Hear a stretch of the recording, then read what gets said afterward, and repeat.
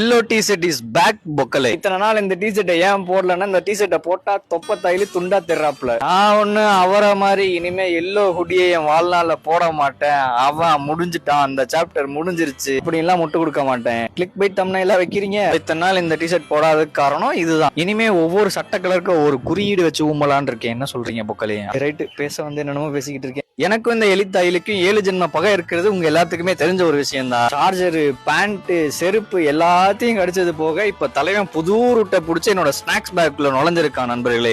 இத்தந்தண்டி எசவா ஓட்டையை போட்டு உள்ள இருந்த 3 மேகி பாக்கெட்டை காலி பண்ணிட்டான் நண்பர்களே. என்னதான் நான் அதை காசு போட்டு வாங்கலைன்னாலுமே எனக்காண்டி அதை அவ்வளவு தூரத்துல இருந்து அனுப்பிச்சு வச்சாங்கல்ல, அப்படி அனுப்பிச்சு வச்சவங்க பொருள் எல்லாம் அனாமத்த இந்த தைலி தின்னுட்டு போறானே அப்படின்ற ஒரு மன வருத்தம் தான் நண்பர்களே. ஓட்டையை பார்க்கவுமே மனசே கேட்கல. அதுக்கப்புறம் தான் என் மண்டைக்குள்ள அருமையான ஒரு ஐடியா ஒண்ணு தோணுச்சு. அந்த பேக்குள்ள இருக்கிற முறுக்கு பாக்கெட், குளுக்கோஸ் பாக்கெட், மிச்சமான மேகி பாக்கெட், அப்புறமா வந்து அந்த என்னது நாட்டு சக்கரை, ஓமம் பொடி, கருஞ்சீரகம் எல்லாத்தையும் வேற ஒரு பேக்ல வச்சு எவாக்குவேட் பண்ணிட்டேன். என்கிட்ட வந்து இந்த பார்சல்ல இருந்து வந்த பபுள் ராப் நிறைய இருக்கு நண்பர்களே. உங்களுக்கு வேணா சொல்லுங்க, ஒரு லோடு அனுப்பிச்சு வைக்கிறேன். அந்த பபுள் ராப் எல்லாம் ஒரு வீடு மாதிரி செட்டப் மாதிரி பண்ணி அந்த கூரைக்கு கீழே அந்த எலிகுண்டை வச்சு ஒரு துண்டு தேங்காய் எடுத்து நல்லா சூடு காட்டி அந்த பெட்டிக்குள்ள நல்லா சைஸா சொருகி வச்சிருந்தேன். விழுந்துருவான்னு தெரியும், விழுந்துட்டா.